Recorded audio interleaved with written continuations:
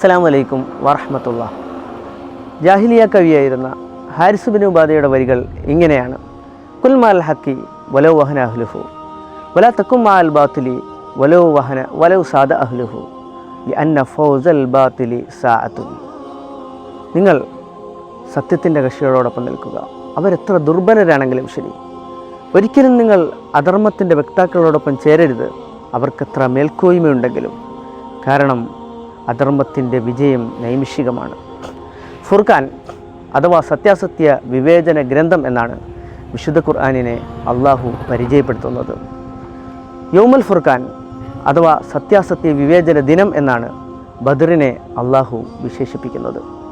ചരിത്രത്തിലൊരു ദിനം പെട്ടെന്ന് പൊട്ടിമുളച്ചുണ്ടായ ഒന്നല്ല ബദർ, മറിച്ച് ചരിത്രത്തിൻ്റെ പിന്നാമ്പുറങ്ങളിൽ അതിന് ചിലത് പറയുവാനുണ്ട്.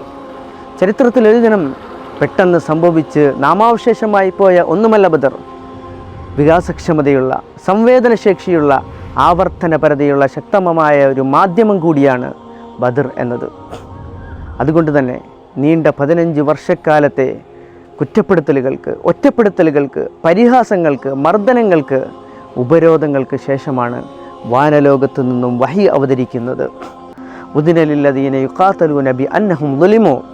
വെട്ടിപ്പിടിക്കുവാനല്ല, കൈയടക്കുവാനല്ല, രക്തരൂക്ഷിതമാക്കുവാനല്ല, മറിച്ച് അസ്തിത്വത്തെയും വ്യക്തിത്വത്തെയും പൗരത്വത്തെയും ചോദ്യം ചെയ്ത അക്കാലത്തെ ഫാസിസ്റ്റുകളെ നിലയ്ക്ക് നിർത്തുവാനും അവർക്ക് കടഞ്ഞാനിടുവാനുമാണ്. അതുകൊണ്ട് തന്നെ ബദറിൽ പങ്കെടുത്ത മുസ്ലിം സൈന്യത്തെ വിശുദ്ധ ഖുർആൻ വിശേഷിപ്പിക്കുന്നത് ഇങ്ങനെയാണ്: അദില്ലകളും മുസ്തദിഫുകളുമാണവർ. ആയുധബലം കുറഞ്ഞ, അംഗബലം കുറഞ്ഞ, തങ്ങൾ മക്കയിൽ നിന്നും മദീനയിലേക്ക് ഹിജറ ചെയ്തതിൻ്റെ പ്രയാസങ്ങളും പ്രശ്നങ്ങളും അനുഭവിച്ചു കൊണ്ടിരുന്ന മുഹാജിറുകളായ ആളുകൾ, അവരെ സ്വീകരിച്ചതിൻ്റെ പേരിൽ പ്രതിസന്ധികളും പ്രയാസങ്ങളും അനുഭവിച്ചു കൊണ്ടിരുന്ന അൻസാറുകളായ മദീനക്കാരായിട്ടുള്ള ആളുകൾ. പക്ഷേ ശത്രു സൈന്യത്തെ വിശുദ്ധ ഖുർആൻ വിശേഷിപ്പിക്കുന്നത് അവർ ബത്തറാണ് എന്നതാണ്, അവർ റിയാ അന്നാസായണ എന്നാണ്, അവർ യസുദ്ദൂന അൻ സബീലില്ലയാണ്.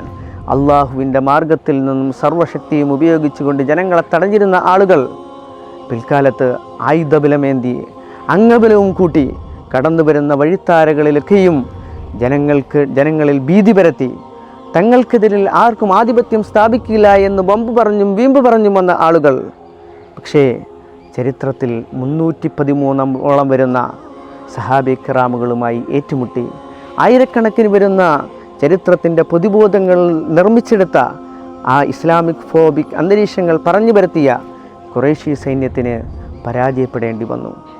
ലോകം അന്ന് വരെ വീക്ഷിച്ചതിൽ നിന്നും വ്യത്യസ്തമായി ശത്രുവിൻ്റെ അല്ലെങ്കിൽ ശക്തൻ്റെ പരാജയം രുചിക്കുന്നതിന് ലോകം സാക്ഷിയായി.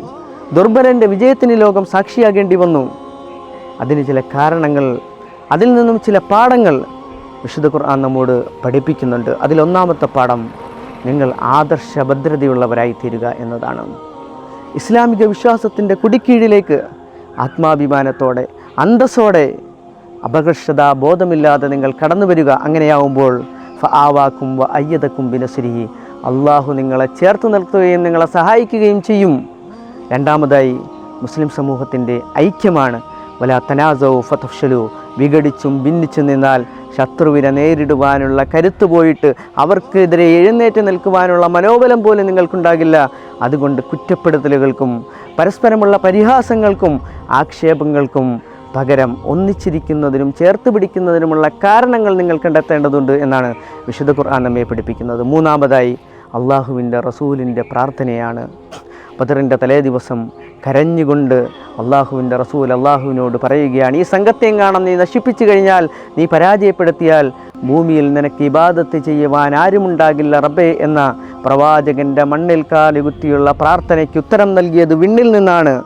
ഇസ്തസ്തഗീസൂന റബ്ബക്കും ഫസ്തജാബലക്കും അന്നീ മുമിദ്ദുക്കും ബി അൽഫിൻ മിനൽ മലായികതി മുർദിഫീൻ. ആയിരക്കണക്കായ മാലാകമാരെ അയച്ച് അങ്ങയെ ഞാൻ സഹായിക്കാം പ്രവാചകരെ എന്ന റബ്ബിൻ്റെ പ്രാർത്ഥന പുലർന്നപ്പോഴാണ് മുസ്ലിം സമൂഹത്തിന് വിജയം കൈവന്നത് എന്നുള്ളതാണ്. അതുകൊണ്ട് പ്രതിസന്ധി ഘട്ടങ്ങളിലെ പ്രാർത്ഥനയ്ക്ക് വിശ്വാസി സമൂഹം പ്രാമുഖ്യം കൊടുക്കണം എന്നൊരു പാഠം കൂടി ബദർ നമുക്ക് പകർന്നു നൽകുന്നുണ്ട്.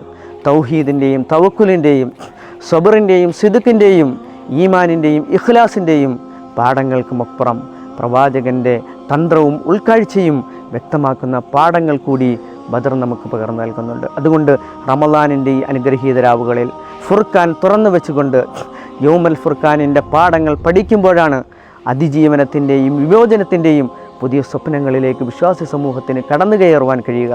അല്ലാഹു സുബ്ഹാനഹു വ തആല അതിന് നമ്മെ ഏവരെയും അനുഗ്രഹിക്കുമാറാകട്ടെ. അസ്സലാമു അലൈക്കും വറഹ്മത്തുള്ളാഹി.